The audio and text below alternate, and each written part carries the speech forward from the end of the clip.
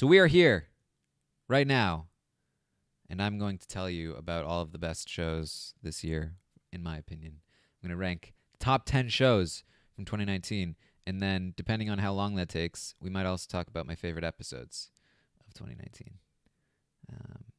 which, to be fair, a lot of them came from the top shows. There were only a couple that didn't, which I don't know if that's a failing of mine or a failing of shows that just weren't good enough. I don't know. But we're here and we're going to do it. So I am live on Twitch. You guys can comment in the chat as we talk through the shows. Let me know what you think and what your favorite shows of the year were. Perseus, thank you for the 20 months. It's weird. Just it's at 20 months. It's like, why are we? It's like I guess a year and 8 months is kind of weird to say as well. 20 months. I don't know. We'll figure it out. Thank you anyway. All right. So I have a list, but I can't show you the list because then it'll spoil the whole thing. So I grabbed some thumbnails from the shows. And we're going to do this one by one. My number 10 show of the year was, boom, When They See Us. When They See Us. It was on Netflix. It aired. It dropped. Didn't air. Things don't air on Netflix. Dropped May 31st. It's about right, graphics, right? It's about the Harlem Five, I believe they were called. Based on a true story. Very, very accurate to the true story, as far as I'm aware. Uh-oh. The cat has escaped the lap. And it's about these 5 young black kids who were falsely accused of a murder and sentenced. Oh boy, kitten interruption. Sentenced and sent to prison. It was very relevant, I think, because at the time, Donald Trump was actually a person that was advocating to send them to jail, saying that they were bad people, and it's a brutal show to watch. It's 4 episodes. It's a mini series, you might call it. But hey, Callus, please, my cat. And really, I feel like we don't call things mini series anymore. They're just limited series sometimes, but I think they're just all shows now. You're gonna make people sick, Callus. You're gonna make them motion sick. Anyway, really great show. Very well acted. Really well made. Really tells the story well. Lots of wells. But it's definitely a brutal watch. It's not an entertaining show. It's not a fun show. All right, hold on. Give me one quick sec.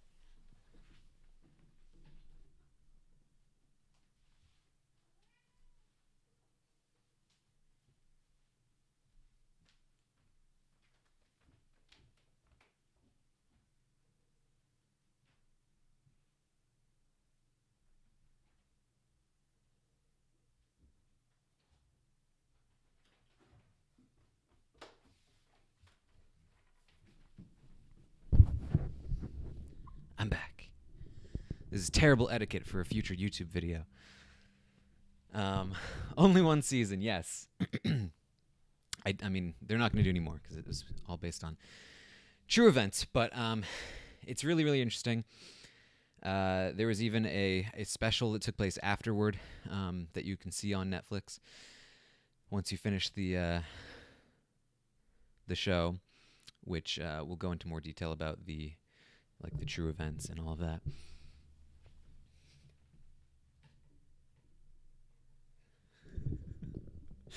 Um, so definitely recommend it. Very easy to watch. Netflix, 4 episodes. Um, but be prepared with your emotions and your sense of injustice, because it's very triggering in that way. Um, but very good. I gave it a 9 out of 10. Uh, Definitely worth checking out. Number 9. My number 9 favorite show of the year. I need a drum roll sound effect, but I don't have one. Number 9 was The Dragon Prince, also on Netflix. This is The Dragon Prince Season 3. This one dropped in November, so it's pretty recent.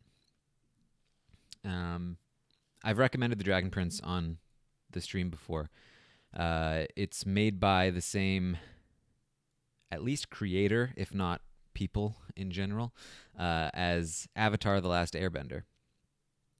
It's it's an animated series. If you liked Avatar or Legend of Korra and you haven't heard of The Dragon Prince, then you're welcome, because very similar style in terms of storytelling, humor, characters. If you liked those other shows, you're gonna like this one. You don't want to compare it, because obviously Avatar is gonna have a very special place in a lot of people's hearts. Same with Korra to some degree, but it's very good, and very very pretty. The animation style, especially in the first season, was a little strange. There were some growing pains. Avatar and Korra were both 2D animation. This is 3D animation, and in the first season especially, it's a little funky because the frame rate is a little choppy, because they're sort of trying to mimic 2D style with the 3D modeling. So that may throw you off at first, but push through it. By the second season, they've improved, and you really just don't notice it anymore. So this was the third season. They've been churning them out pretty quickly, I think. The first season was in 2018, I think. So in just about a year, they've dropped 3. Each season is only about 8 or 9 episodes, and it goes very quickly because they're about a half hour. So definitely check it out, especially if you liked those other shows. If you didn't like those other shows, it's still worth checking out. If you like fantasy, if you like just lighthearted, sort of fun sort of things, but with real heart, it's definitely worth checking out. Just be aware of the animation style. Be aware that there are moments where you'll go, oh, this is for children. The humor especially can be a little bit like, oh, yeah, this is like children's humor. But they do it well enough. And again, if you've seen Avatar or Korra, then you know they do it well enough that it still is able to land. You're never really rolling your eyes too much. And they do children characters really well. That the characters never feel overly dumb or overly smart. They feel like real children. The characters are really well done here, so definitely worth checking out. The Dragon Prince Season 3, where things really started to open up. Big, big things coming together. I felt like it really landed well, and I'm looking forward to more. So check that one out. Um, and again, if you've seen any of these, you have any comments, feel free. We'll discuss as we go. But I'm gonna move on here to number 8, the number 8 show. And this is really seasons, right? Best seasons of the year. But we'll just keep saying show. Number 8 is watching season 1 and season 2 necessary for Dragon Prince? Yeah, it's all one continuous story. And like I said, it's a very quick watch. Like, you could watch all 3 seasons in a day, honestly, if you really were dedicated. So it's not a big investment. But number 8 was Barry season 2. Barry is a really fun show.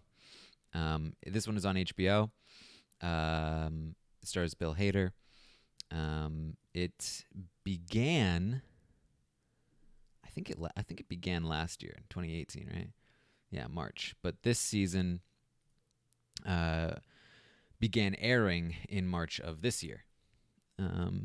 And season 1, it felt like it got off to kind of a slow start. You're not entirely sure, like, what this show is doing and where it's going, and what it's about and what the tone is, because the basic premise of Barry is that it's a hitman who goes and takes an acting class, and it stars a famous comedian actor, who hasn't done a ton of drama roles, and so it seems like it would be a very silly show, and in some ways it is a very silly show, but in a lot of other and very important ways, it is not a very silly show. It's kind of like a very silly show that's also one of the darker shows that you could watch right now. So it combines those elements really seamlessly, really well.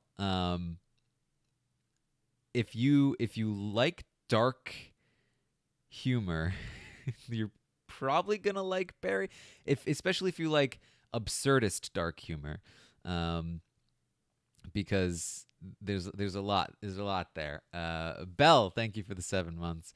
It has won some awards. I don't know if I have which awards it won up in front of me. Let's see. It was nominated for 6 Golden Globes. That's the first thing IMDb tells me. It won Best Lead Actor in a Comedy Series. It won the Emmy this year. It also won for Sound Mixing and Sound Editing, and it was nominated for a ton of stuff. He also won last year for the same role, for the same award. And Henry Winkler won last year, did not win this year for Supporting Actor in a Comedy Series. Those are the Emmy. But yeah, Henry Winkler is great in it. You agree the tone is confusing, only just started season 2. Yeah. So yeah, I mean it is confusing. The tone is weird, especially at first, and it really takes a while to get to understand like what the show is doing. And also it takes a little while, I think, for the characters to really start to grow on you, because they are mostly pretty annoying at first, and they don't necessarily get less annoying, but they do get a little more human, which is the most important thing. And season 2 was really like where I felt Barry hit its stride. Just it felt a lot more confident in what it was doing, and it was there were some really funny moments. There is one character in particular, NoHo, as Legally points out, that is very funny and it leads to some very funny moments. Um, but it also is like I said, it's a dark drama mixed in with all of the absurdity and the humor, and really like goes to very dark places in exploring, especially Bill Hader's character. Um, so worth checking out if that's your sort of thing. It can be like graphically violent at times, so warning on that end. Check it out. It's good. um, it's kind of a show about trying to get a marine trying to get back into society. Yeah, yeah, Weed Brain.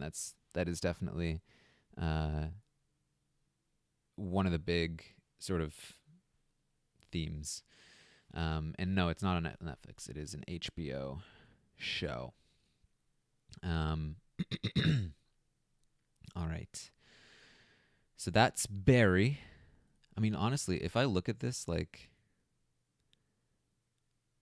most of these shows are either HBO or Netflix. It's really a two-man game here. Um, all right, so number 7 on the list. This is another HBO show, another single season show. Came out in May.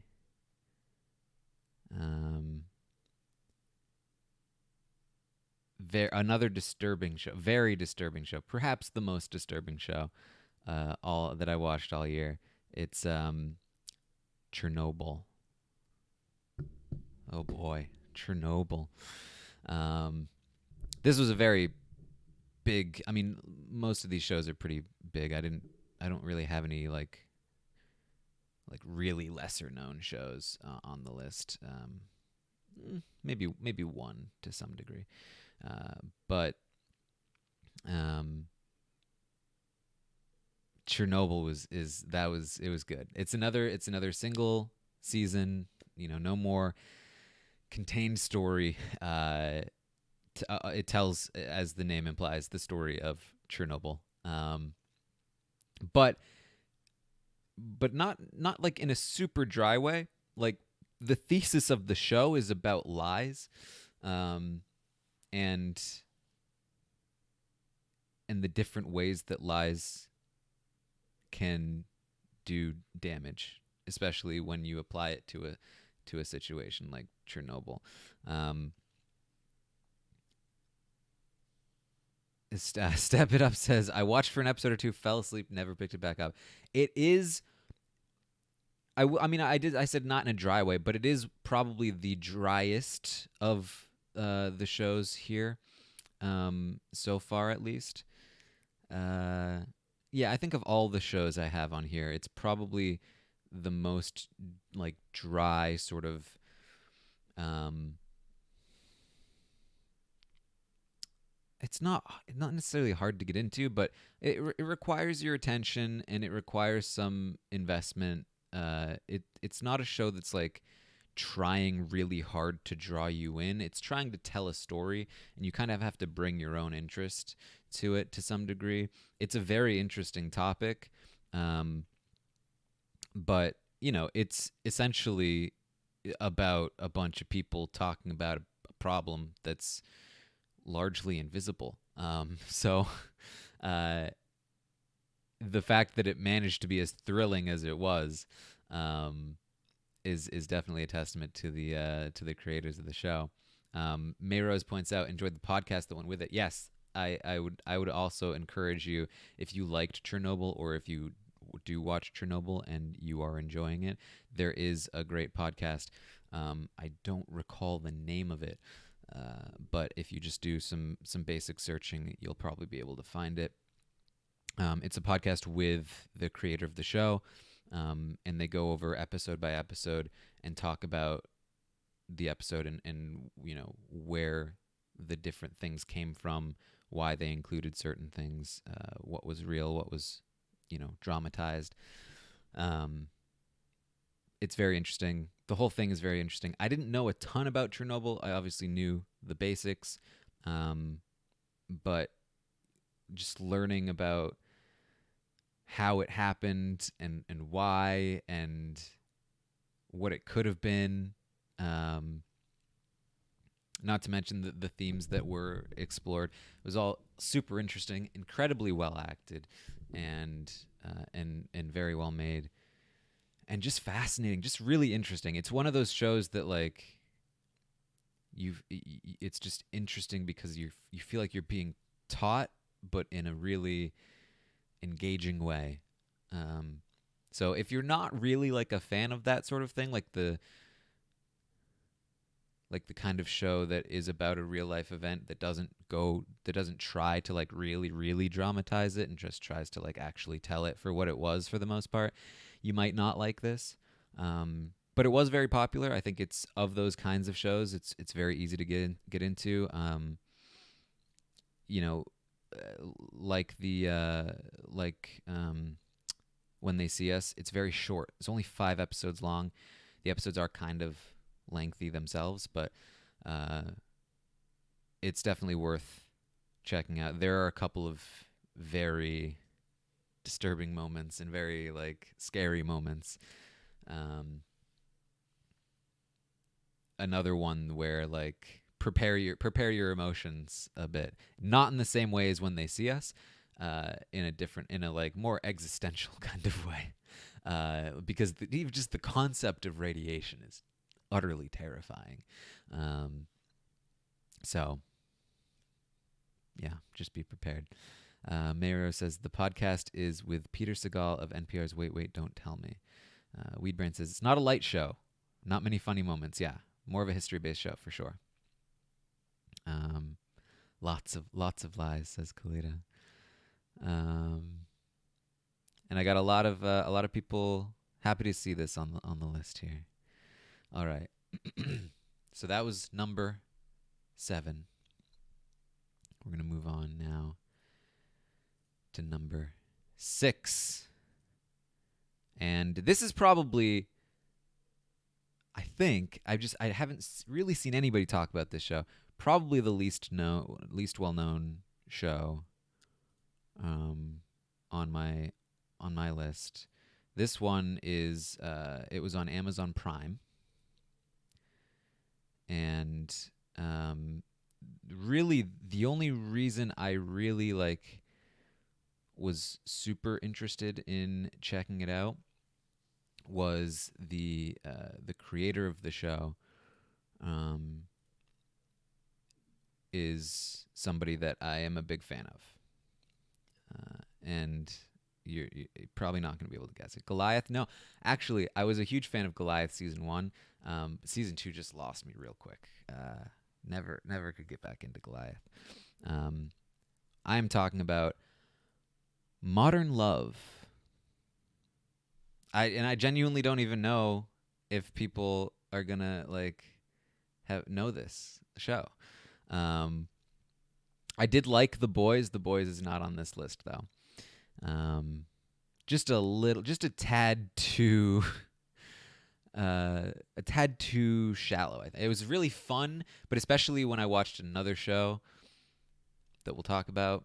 We'll see. Raven says, "Love that show." There you go. Tina Fey is in it. Yes. A lot of very familiar faces. Anne Hathaway. Yeah. So this was made by. I mean, I don't know exactly what level of involvement he had, but it was made for the most part. I think he's just the creator, and therefore I imagine, had a decent amount of creative input on the show as a whole. John Carney, who is one of my favorite directors. He did Once, he did Sing Street, and Begin Again, which is not my favorite of his, but Once is one of my favorite movies of all time. Sing Street was amazing. John Carney is somebody that I really enjoy. He's really good at like just very like naturalistic sort of dialogue and style. The characters that he has in his films are usually very uh, well-rounded. Well, not well-rounded as individuals, but as characters, well conceived, and they feel very real. And just his style in general, the way he incorporates music into film, is so just interesting and well done for me.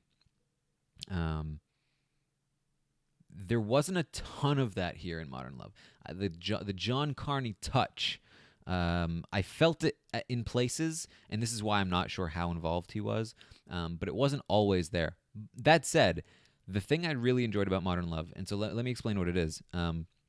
It's an anthology show, so that's why there's so many different, big actors here. They just did one episode each, basically, where each episode, generally around a half hour, is focused around a story about love. I believe they took these from true stories that were part of a New York Times column or something. And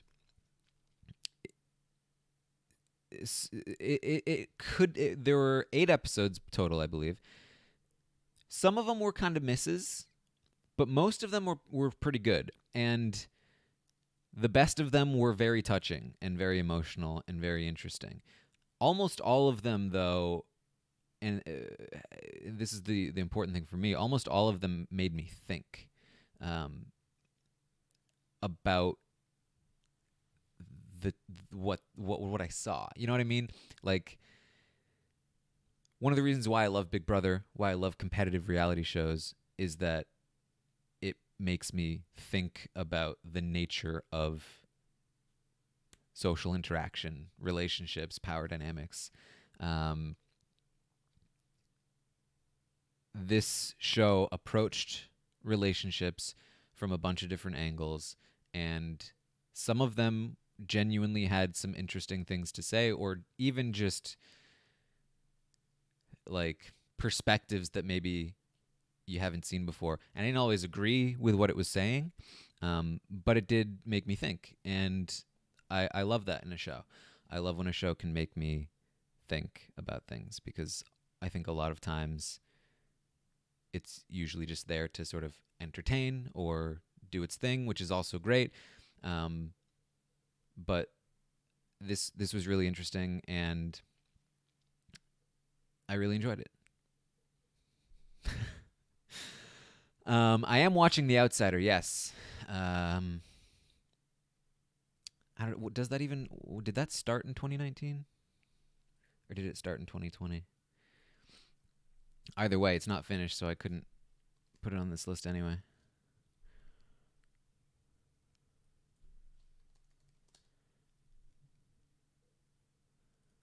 I've only watched the first episode so far. It did premiere in 2020. But it's intriguing. I'm interested to see where it goes. Kalita, you're surprised this is on my list. I was kind of surprised it was on my list too. I really wasn't sure about it going in, but I did enjoy it. Like I looked forward to it every time I had one to put on. So that's Modern Love. It's like, if you like cute little stories about love, you'll probably like it. If you don't, you probably won't. I think this is probably one of the more hit or miss things. It's one of the more sort of personal entries here. I think it's well worth its merit objectively, but it's probably the least popular show I have on my list, and that's probably for a reason. But if this is your sort of thing, then definitely try it out, because it was good. All right. That was just following. Did I watch Orphan Black? I did watch Orphan Black.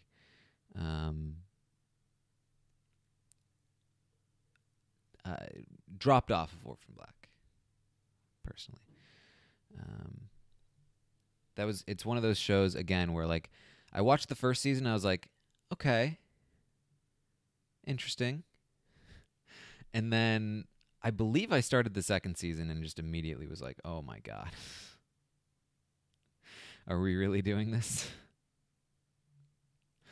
Um, I did watch Undone, yes. Undone was a good show for sure, um, but did not make the list. I probably a bit more niche, a bit too niche for like a general recommendation, but um, Undone was definitely an interesting show.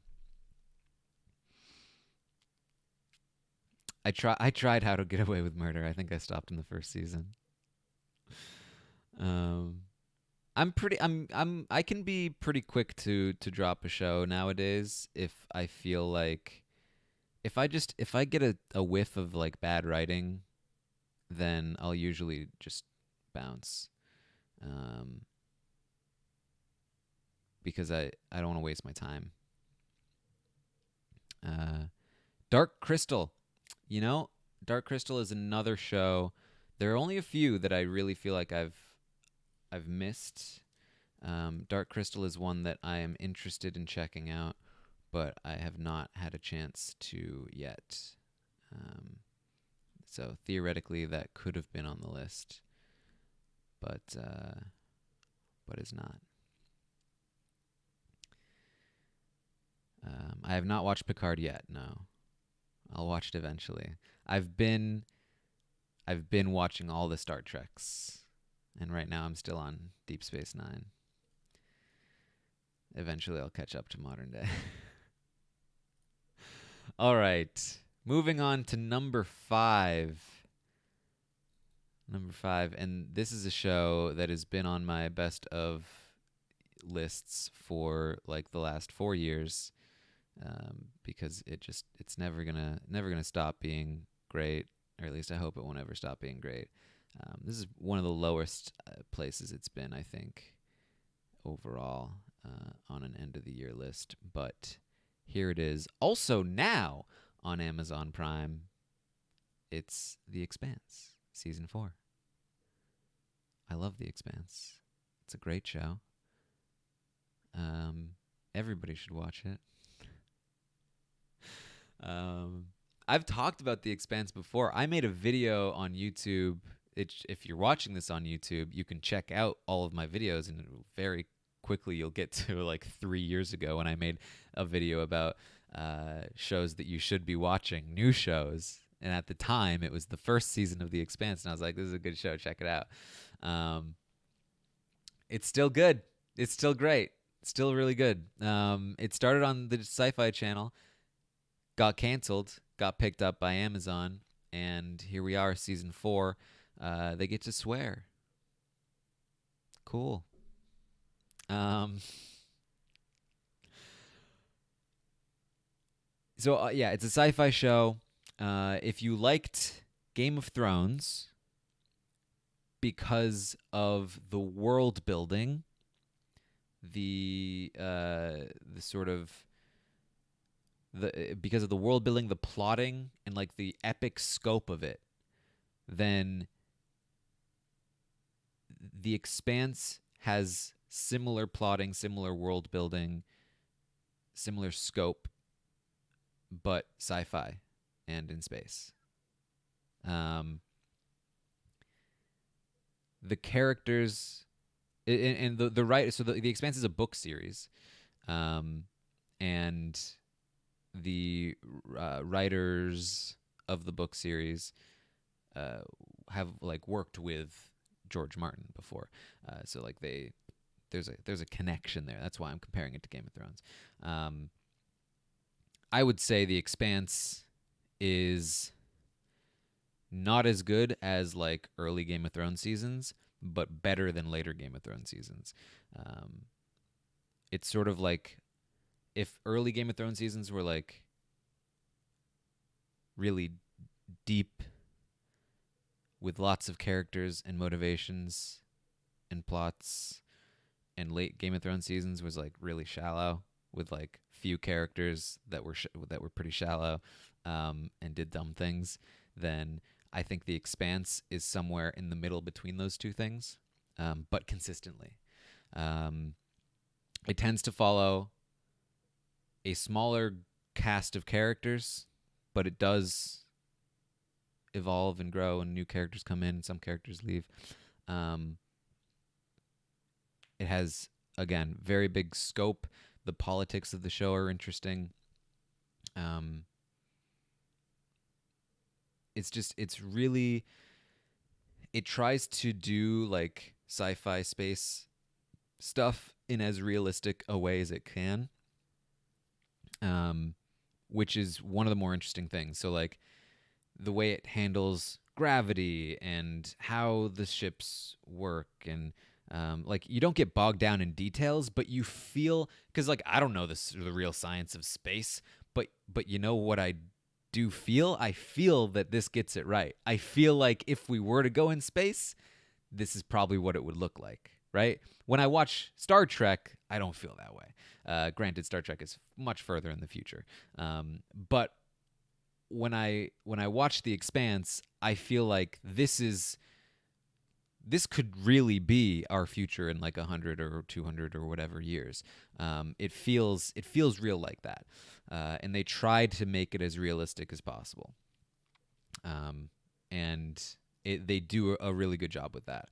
The acting is probably the weakest part of The Expanse, but there are some great actors in it and some great characters.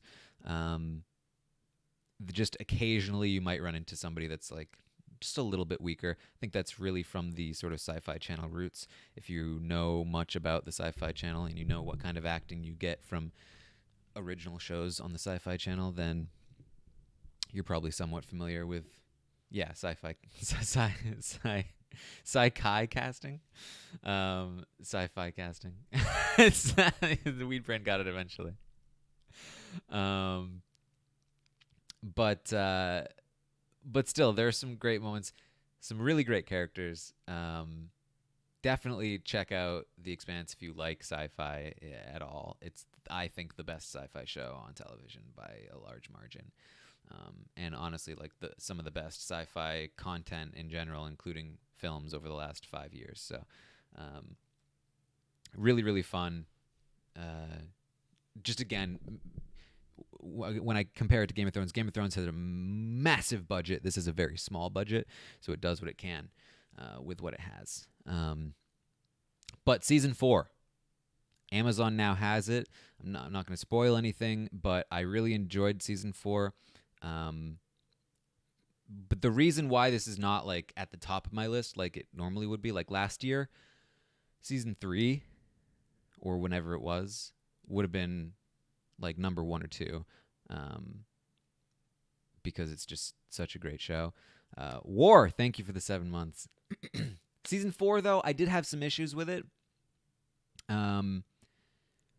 Basically, in season 4, we follow like 3 major storylines, and for me, only one of them was compelling.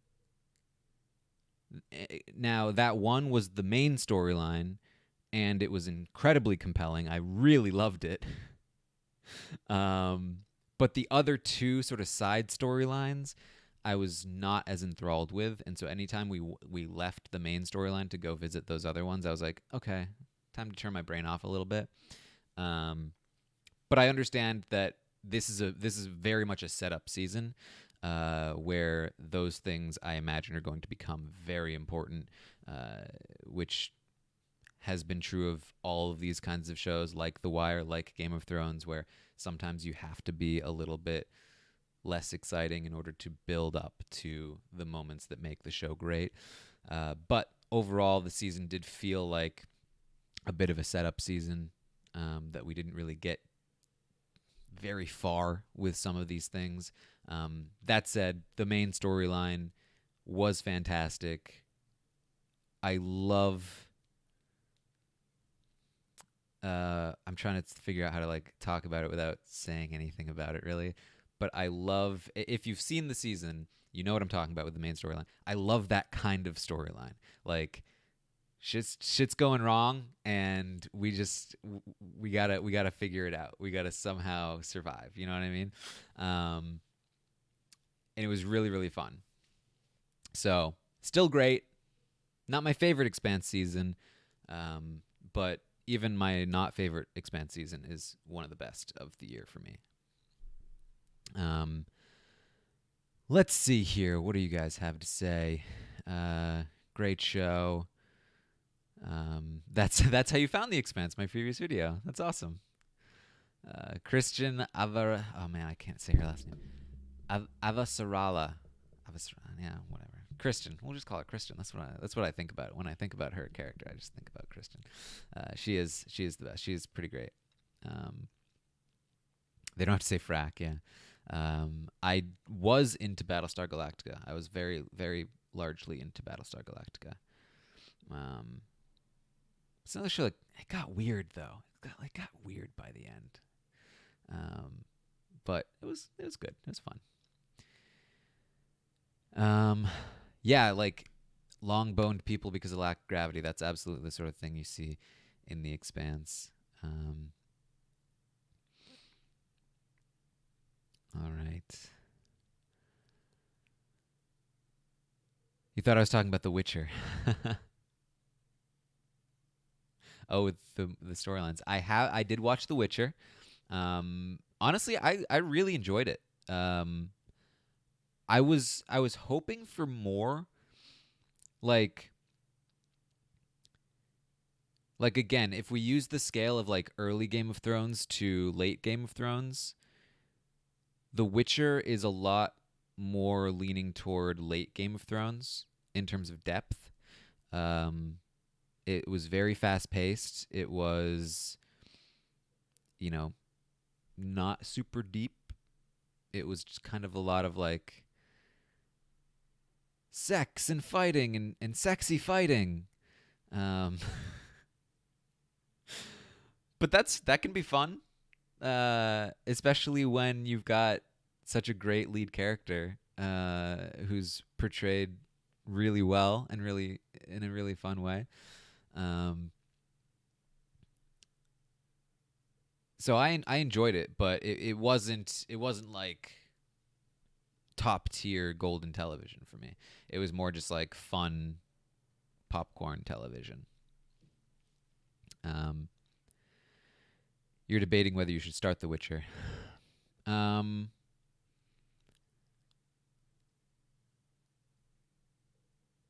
if you look, if you don't mind the fact that it's like fun popcorny, like don't go in expecting something super deep, and you'll be fine.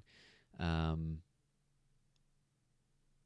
if you like fantasy worlds, magic, hot people, action, then you'll have fun with it. Just don't expect too much, I think, is the important part. Um, did I play the game? I've played the first Witcher game. Haven't played the second or third yet. Someday, when I'm like 80 years old, I think I'll get to it at some point. Probably. I don't know. Too many games to play. What's up, Philippe? Yen was great. Yen was great for sure. Thank you for recommending the Dragon Prince. You're welcome. The dialogue was not great in The Witcher, yeah. The bard was good though. The song, toss a coin to your Witcher, oh valley of plenty. Very catchy. And I'll say this too about The Witcher before we move on to the next show on my list. Episode 1 has an action scene that is fantastic. Just amazing action scene. Loved it. When I finished episode 1, I was like, F yes, let's do this. I'm going to love this show. After episode 1, we never got anywhere close to the quality of action scene again. After episode 1, the action to me was a lot more bland. And I'm somebody that honestly doesn't love action scenes in general. In books, in shows, in movies, I just get really bored with action scenes. Um, they just feel like filler to me a lot of the time, which is why I love when it's done well. I want action that's quick, dirty, brutal, because that feels real to me and it doesn't waste a lot of time. And that's why I loved the action in episode 1. And I was pretty disappointed with the action in the rest of the show. That said, what I've read is that they actually reshot that scene in episode 1 with a new team after they finished the rest of the season. So that scene from episode 1, from what I heard, was actually one of the last things they shot, which hopefully means that if they use that team again in the future, that action scene from episode 1 is more indicative of what we will see in the future of the show. That's my hope. If that's true, I'm all about it. That would be amazing.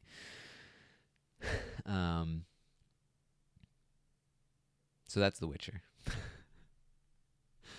The Witcher and his bard antics reminds me of Hercules. Yeah, it is a little Hercules, a little Xena warrior princess or princess. Ah, God, I don't know if I got that backwards.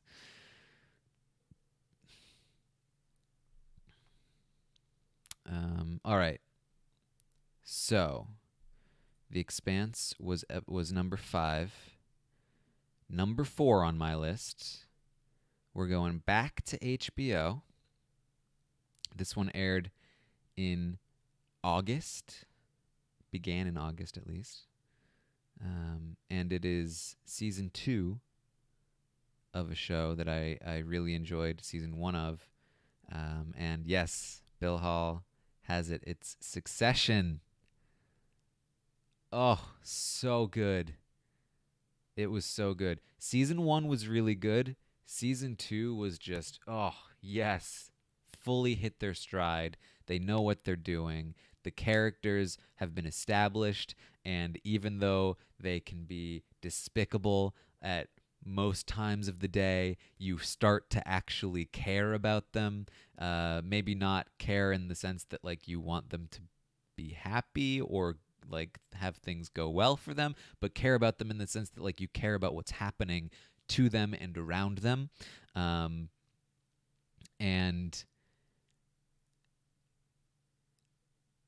it just works. And Kalita says, I started it but had a hard time going back.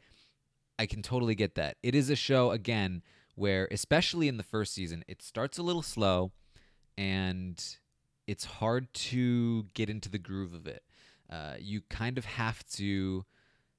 It's one of those shows where you have to be like, people have said this is good, so I'm holding out hope that it's good. And you have to kind of like buy into it, bring your own interest, bring your own investment, and once you start to get into the swing of it, you start to be rewarded. Because it's so hard. It's so hard when all these characters are just despicable, and the dialogue is so quick, and it's not paced like a typical drama or a typical comedy.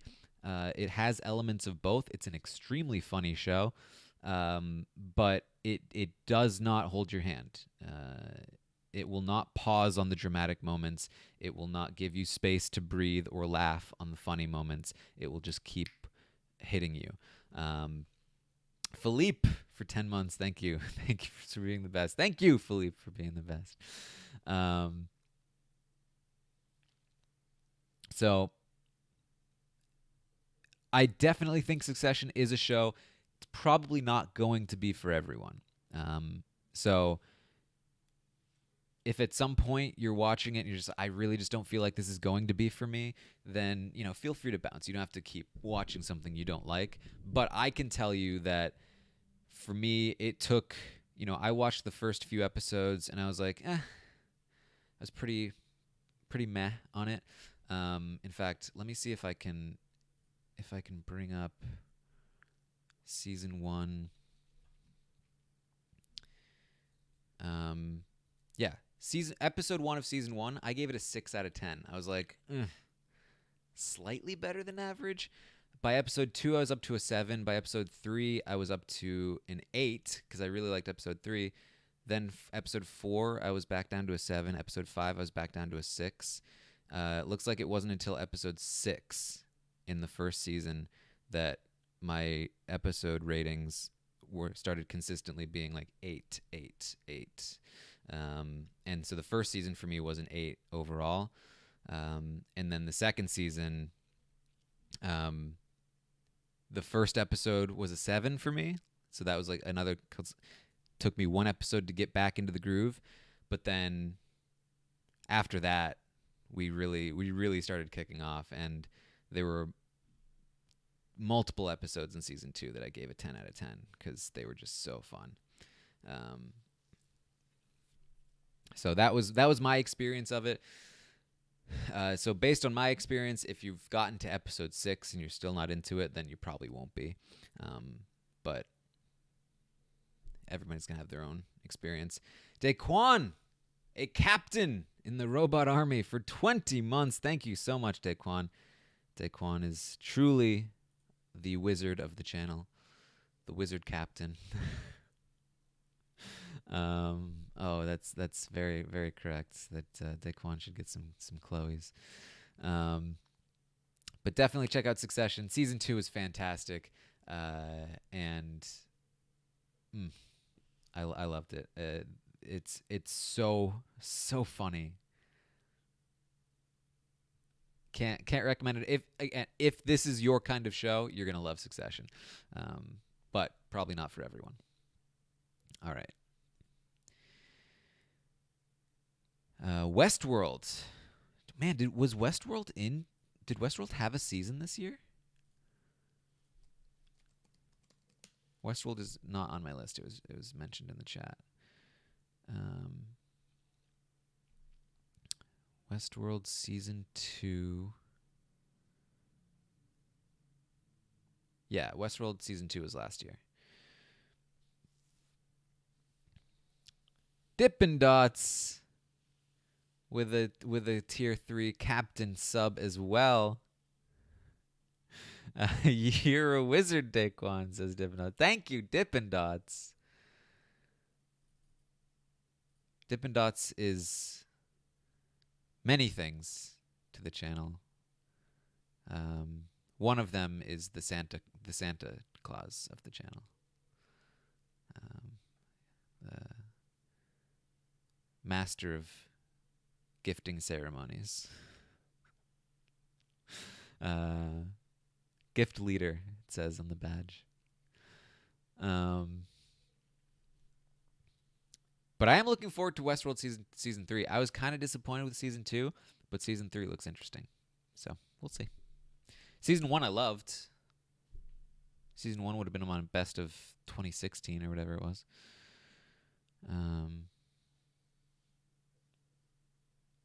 Which might have been when I made the video.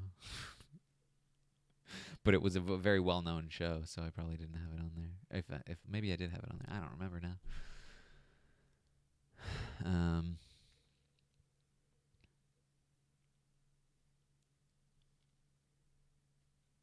Yeah, we won't talk no spoilers on this stream for any shows.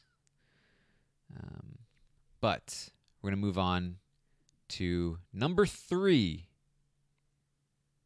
Number 3 on the list. Here we go. It was in my video. There you go. Number 3 on the list. This is an exciting one. Another one from HBO. This was a season 3, and it was the final season for this show. Ended very well. Premiered in September. And it is The Deuce, season 3, the final season. Made by David Simon, who created The Wire, amongst many other great shows. I haven't really heard many people talk about this show over its run. There was like a little bit of buzz when it started, but I feel like people have mostly been quiet on it ever since, but it has been trucking along, and it has been very, very good. David Simon has not lost his touch. Um, this show is about the sort of prostitution slash porn, not that they're the same thing, but covers sort of both ends of that spectrum industry in this area known as the Deuce in New York in the, I think it starts like early 70s, ends like early 80s ish, um, somewhere around there. Tavana, thank you for the 15 months. But man, this is a great show. If you've seen anything that David Simon has made, um, if you like, then watch all of his shows. Just do that. Um, season 3, it was great. It ended really, really well. Everything came together. It had so many things to say. It's hard to even talk about. Um, there's so much depth to each character, to each situation. David Simon does something that I really love with his storytelling that a lot of great shows do, um, which is just the way he edits scenes together to be tangentially related, um, is really well done. And it's less like, this is a show that's less about the story of, and it's so much more about the characters and the world that they inhabit, which is very true of The Wire as well. Um, Now, obviously, The Wire is his masterpiece. Nothing is probably ever going to touch it. The Wire has a level of like excitement built in that none of his other shows do. He tends to have a more low key take on television, and there are not a lot of action scenes. There are not a lot of moments of high drama. Um, it feels very much like his shows feel like he's taking a camera and he's just dropping that camera in on this period of time in this place with these people, and you're following their lives, which could be very boring. But especially if you watch me, you probably watch Big Brother. That's what Big Brother is. What makes Big Brother interesting is that they're real people, and these characters feel real. They're based on real people for the most part, and they feel real, and that's what makes it so interesting. And it really feels like you get a sense of what it could have been like to live in the Deuce in the 70s, like what that could have been like, what these people could have been like, um, and not to mention all of the themes and the things it has to say about pornography and prostitution, and it's obviously a very graphic show, but also probably will go down in history, I hope, as having pioneered um, a method for filming sex scenes. What do they call it? Basically, one of the actresses campaigned essentially to get a third party to come in to represent the actor's uh, best interests, I guess, in intimate scenes. An intimacy coordinator, I believe they called it. And so they implemented that for the show, and seems to have worked well for them. And it's sort of one of those things that feels like a no-brainer. Like, why don't all shows do this? Why haven't they been doing this since the dawn of show creation? But we'll see. It does have James Franco in it, which is very interesting considering the topic of the show. Um, being about sex and power dynamics and all of that, and considering like what I just talked about, intimacy coordinator. It they introduced this, which is now uh, just standard for all HBO shows. Um, but it also had James Franco. David Simon had a lot to say about having James Franco in this show, especially considering what the show is about.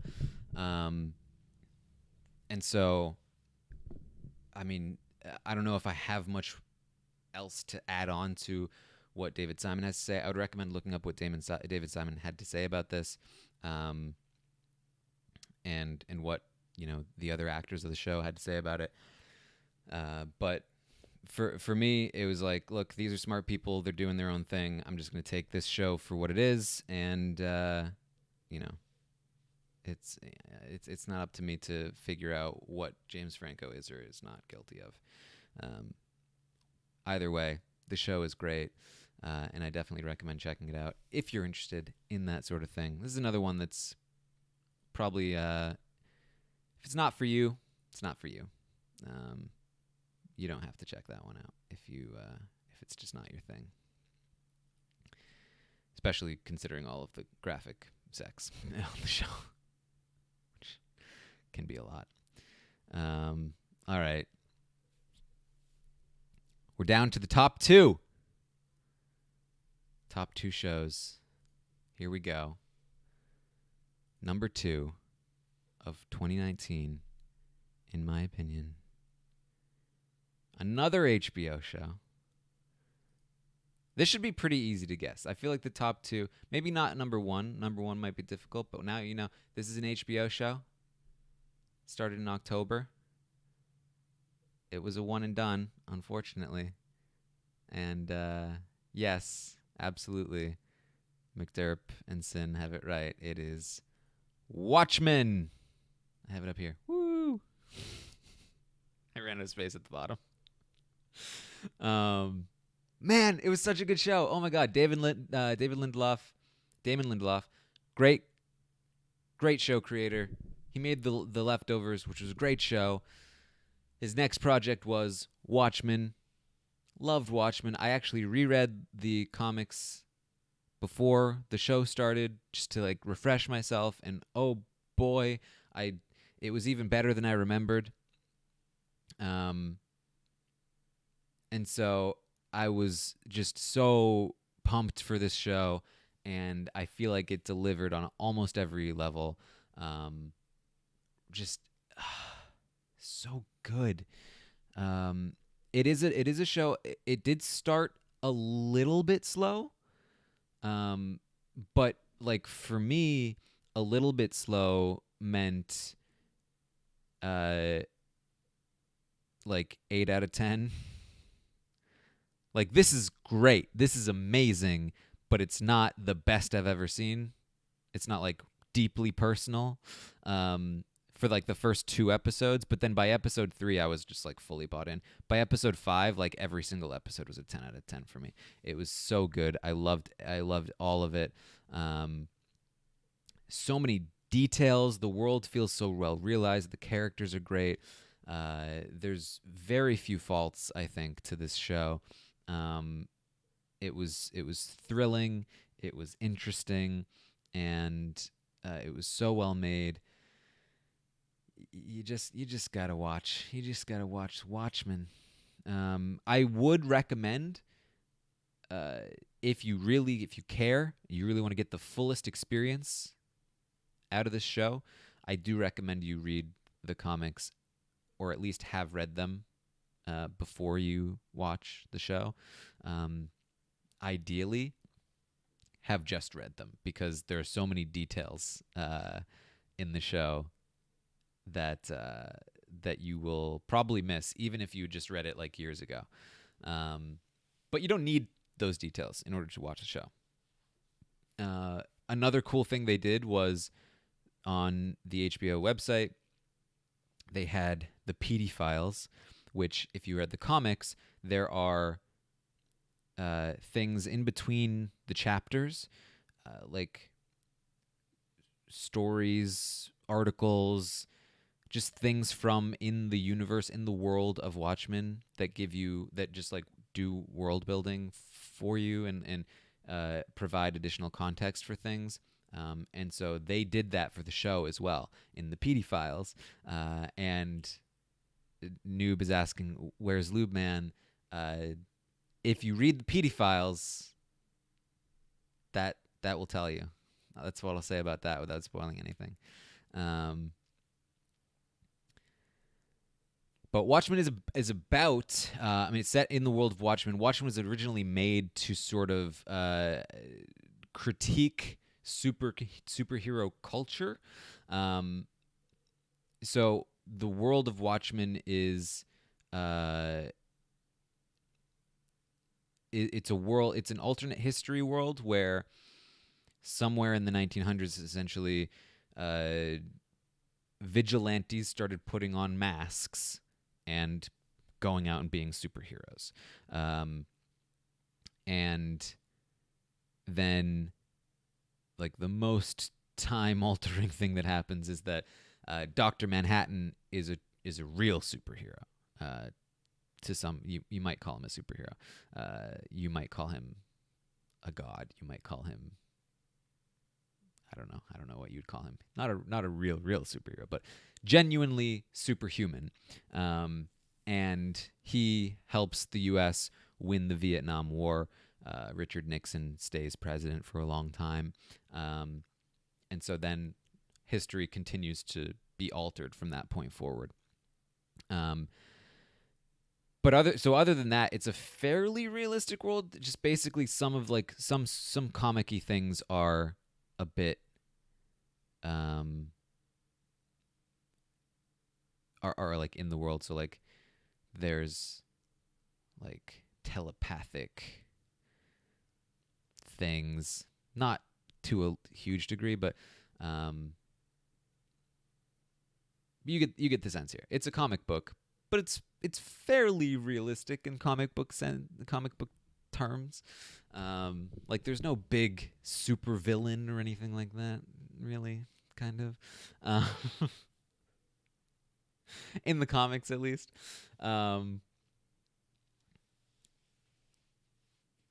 Anyway, the show takes place 30 years after the comics ish, in present day.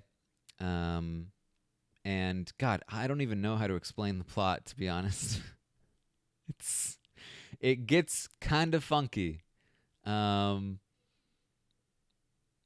it's not really a show it's even really about the plot, I think. It's about what it has to say, what the characters are doing, and the world that it inhabits, and the moments that you see in the show. There's a lot of cool things. Have I seen My Hero Academia? Oh, I haven't. It's on my list. That's theoretically another show that could have been on this list, but I haven't seen it. It is on my list, though.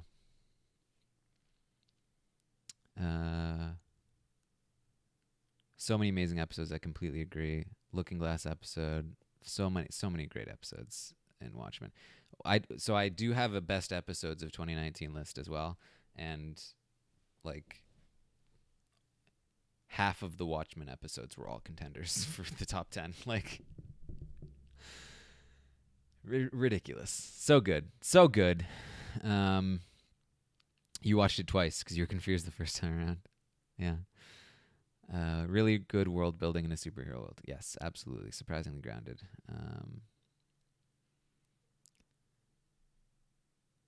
So here's the thing. The only reason Watchmen did not make number one is that I didn't fully love the ending. For me, it just didn't come all the way around in every way that I wanted to. There's just a couple of things missing for me that I felt like I wasn't just didn't all the way land. It was a great ending. It just wasn't a perfect ending. I had such high expectations that it missed it by a hair. So it didn't completely nail the landing for me. Um, but but it was still absolutely fantastic. Definitely, everybody should watch this show. It's only 9 episodes. Um, you gotta at least try it. I mean, this is gonna be remembered, I think, as like a cult favorite at the very least. Um, so no, The Boys is not on this list. I mentioned this already, but especially like The Boys is another take on superheroes, right? The Boys is another cynical take on superheroes. But I infinitely preferred Watchmen, um, just because it had a lot more to say. I did like The Boys a lot. If this expanded to like a top 20, The Boys might be on there, probably would be on there. It was a very fun show. Um, and the actor that plays the guy, um, you probably know who I'm talking about. The big superhero, the main superhero guy. So good. That guy was really good. Um, but my only issue with it is that it was fun, but it wasn't like super thought provoking or like super deep, which shows don't necessarily need to be. But there were just some moments that I wasn't like, just relied a little bit too heavily on some tropes that I don't love, like uh, when it comes to like relationships and like interpersonal drama. Uh, it's just a little bit more of a basic show that's really fun. So that's why I didn't make my list. Um, Somebody also asked about Mr. Robot. Mr. Robot also did not make my list. And I hate to say this because uh, I my whole thing is like Mr. Robot, and people. I don't know if people would still say I look like Rami Malek, but um, I didn't. I want to say I didn't love the ending of Mr. Robot, but honestly, I didn't even like the ending of Mr. Robot. I thought I thought it was not even very good. And some people love it. And I went out of my way to catch up on Mr. Robot and like watch the whole ending just so I could put it on this list because I expected it to be on this list. And then I was like, "Oh, it's not even on the list." Oh. Um I don't know, for me it just felt like I don't know. I understand what Sam Esmail was doing with the show, but I feel like the line he tried to walk between a character study and like this big conspiracy like thriller, um, I just felt like he sometimes nailed it walking that line, and other times didn't, and I felt like when he was trying to land the ship, it kind of crashed a little bit. Um, so, and I concur with some of what I'm seeing in the chat here. I don't want to say too much. I don't want to spoil anything or in any way, but that's unfortunately my feelings on Mr. Robot. If you guys want like a more detailed podcast or video or stream about any of these shows, let me know. We can do like spoiler stuff at some point. But yeah, Mr. Robot was not on it. Marvelous Mrs. Maisel. It's a fun show. probably wouldn't make a top list in most years. C. I did watch C. C is probably the show that I finished that I hated the most. Like, normally when I don't like a show, I just stop watching it. But for some reason, I went all the way to the end with C. And I was so annoyed with it, like, almost the whole time. But I think just getting to watch Jason Momoa do cool things, I was just like, I just want to keep seeing him do cool things. But I hate the writing so much in this show. But it looks so cool and he's doing cool things. But oh my God, stop it with the writing of the show. That was C for me. Unfortunately. I will say that I did like the morning show, the other Apple show, or one of the other Apple shows. I thought the morning show was very fun, to be honest. Some interesting bits to it. Ended pretty well. Not quite good enough to crack a top list, but definitely interesting enough.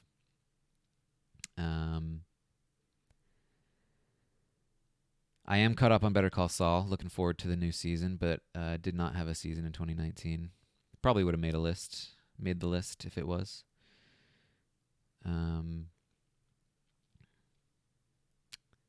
Let's see here. Years and Years was one of your favorite shows this year. Was on BBC. That is the first show I have not heard of that has been mentioned. Years and Years. Ah, man, I don't know how this slipped my radar here.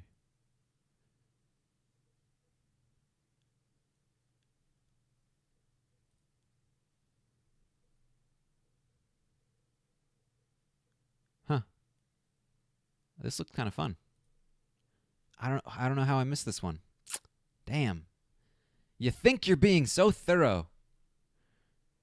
Gonna have to check this one out.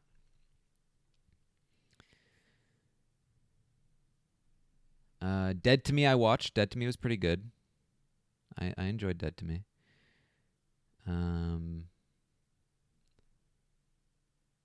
I tried to. People love Schitt's Creek so much. I tried to watch it. The humor just isn't for me, I think. It's just not my thing. So I gave it up. I did watch Mandalorian. It did not make the list. I enjoyed Mandalorian, but like Mandalorian is like what I talked about with The Witcher. It's kind of a shallow show that can be pretty fun, but I enjoyed The Witcher more than The Mandalorian. I love Baby Yoda though. I would deeply if Baby Yoda had a show, that would probably be the number one show. If it was called The Baby Yoda instead of The Mandalorian.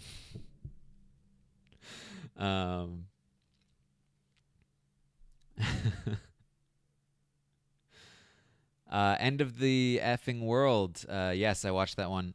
I liked the first season better, gonna be honest, but it was still pretty good.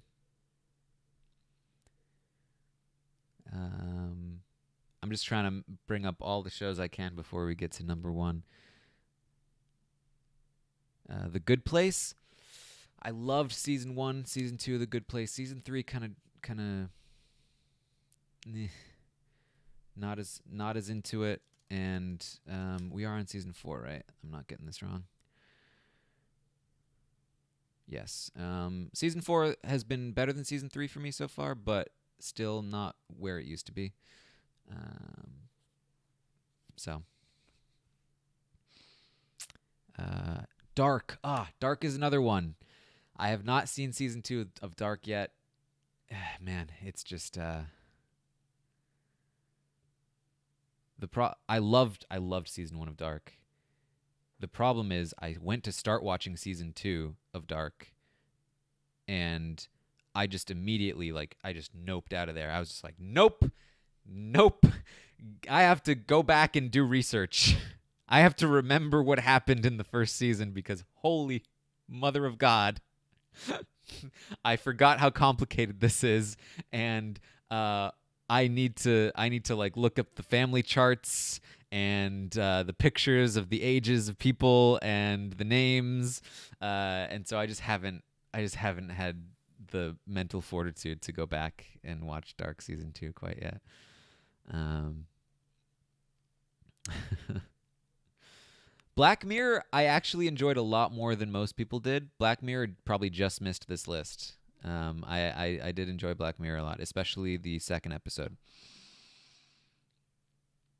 Um, his Dark Materials, I was kind of meh, like a 7 out of 10 at best.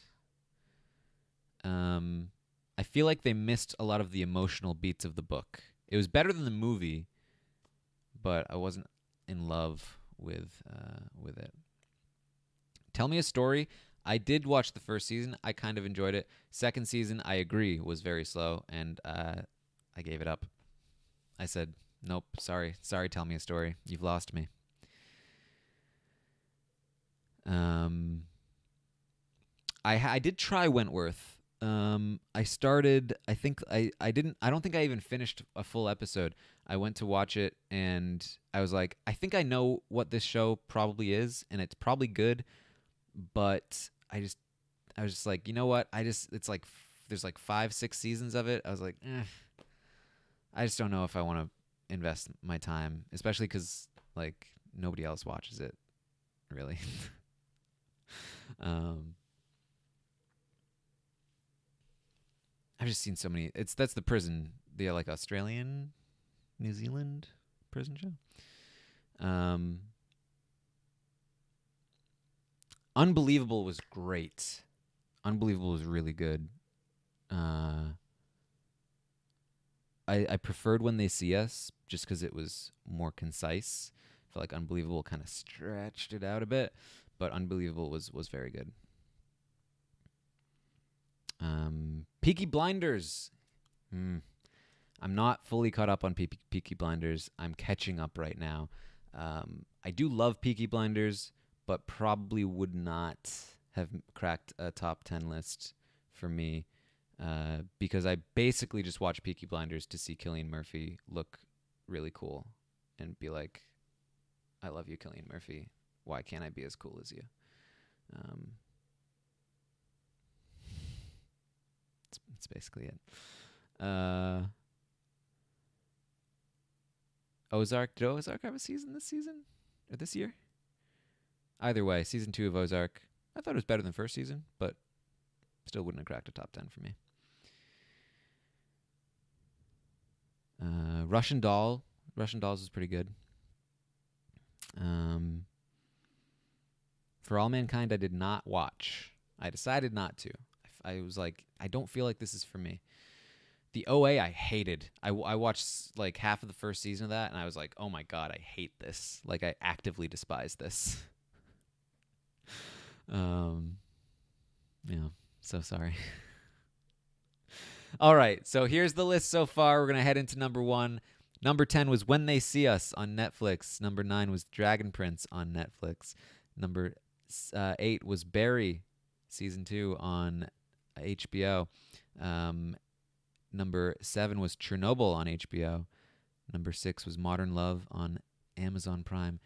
Number 5 was The Expanse, season 4 on Amazon Prime. Number 4 was Succession, season 2 on HBO. Number 3 was The Deuce, season 3 on HBO. Number 2 was Watchmen on HBO. And the number 1 show that a few of you have sussed it out, have figured it out, because I have talked about this show before, and might be surprising if you haven't heard me talk about this show before, because it's certainly not the most well-known on the list, but it definitely was my favorite of the year. on BBC One, airing in March. It was Fleabag season 2. It was so good, guys. I never would have expected this to be my favorite show of the year. Not in a million years. I watched the first season, and I like a lot of people raved about the first season to me. They said this is a great show, and I watched it and I was like, this is a good show, but I didn't personally connect to it in the same way that that a lot of other people did. And I also like I loved the first few episodes of Killing Eve, and then really lost me. Uh, Mindhunter as well had a good season, but not quite enough to crack my top 10. But Fleabag season 2, right from the jump, I just I loved it. Uh, just like the pacing, the music, uh, everything about it just clicked for me in a way that it did not at all in the first. So I watched the whole first season, and I was like, okay, fun. I you know fine. It was just hard for me to connect to her character. Um, and I there have been people that told me like, oh, I watched both seasons of Fleabag. It was fine. I think for me, having a big gap between the first season and the second season was really helpful because I was able to like cleanse my palate of the first season, which I really just felt wasn't quite as good, and basically start fresh with season 2. Um, and honestly, if you watched some of season 1 and you didn't like it, you stopped watching, I would just go straight to season 2. If you really don't think this show is for you and you don't even want to watch season 1, you can even start on season 2. There are only a couple things really, but like I think you could probably intuit a lot of like what it's not like a super um like it's not like the events of season 1 are heavily influential on season 2. The only like major events will be you'll get it. I think you could start with season 2 if you really wanted to. um but I think this is a very personal thing. Um I think there are absolutely still people that might watch season 2 of Fleabag and just be like, it's just not, I didn't get it. And some people have told me they loved season 1 and didn't love season 2. I think that it really just depends on like, does it resonate with you? And this really did. Um, so Phoebe Waller-Bridge plays the character Fleabag, and she breaks the fourth wall. She talks to us, and she's kind of she's not a great person all the time. She can be pretty annoying. She's very sad all the time. But I think what I liked about season 2 is that it's a little more hopeful in a lot of ways, and it's it's about like bettering yourself, um, and I don't want to talk too much about it, but it's about bettering yourself uh, in spite of circumstances maybe not always working out. And that's what I found so compelling about it. Um, it's very fun, and it just it had a moment for me that gave me a feeling that I rarely get in shows and movies, where I was just like, it just like full body like, oh man, you know. Like, and that's a very personal experience, and probably not everyone is going to have it. um but uh but that's how I felt. I thought the acting was great. It was definitely funny at times, but it was mostly the sort of emotional through line that had me for Fleabag season 2. So that's it. That's number 1. That's what I got for you.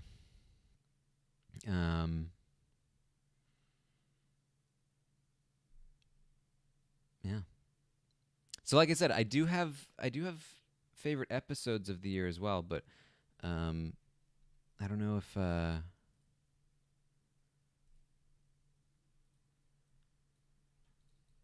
this we've been going for about an hour 40 at this point. Might be time to wrap it up and then do episodes another time. But I mean, look, guys, I've got favorite everything of the year. I've got episodes, I've got movies, I've got books I read, I've got music, albums. Um, I'm prepared. I've been doing the work. Um, yeah, hopefully some of you have found some things that sound interesting to you. Like I said, not all of this is going to be for everybody, um, but if if it sounds interesting to you, like it might be up your alley, then maybe worth checking out. Most of these are pretty readily available on streaming services. So, which show would I podcast about? I mean, any show that somebody wanted me to do a podcast about. Um,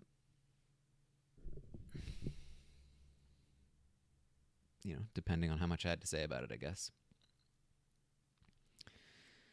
Um, yes, consumed those books. Um, my must-watch list. Well, I think this would be. I don't think my must-watch list is much different than my favorite list. Um,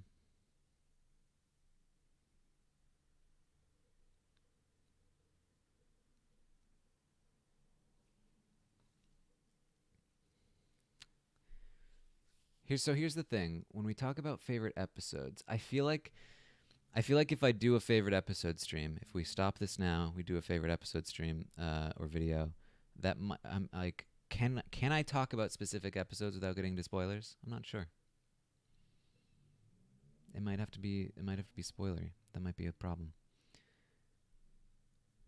You know what? We'll figure it out. We'll make it happen. Thank you guys for joining me, though. Um, this has been a lot of fun. Uh, again, send me your favorite shows. I'm so glad that I found out about this years and years show. I can't believe it. I get mad when I miss a show that I feel like because like I look at the description, I'm like immediately like, it sounds fun. It has a decent rating. This sounds fun. I don't know why I haven't seen this. I don't know how it slipped my radar. I literally check every single week. I look at the premieres, new shows, new seasons, all of them. I check them all out. I guess sometimes I miss one. Um, all right. Thank you guys for joining me. I hope you found something that you might enjoy. Um, if you do, hit me up. Let me know, and I'll see you guys next time with another best of 2019 stream /video. Make it happen. See you guys later.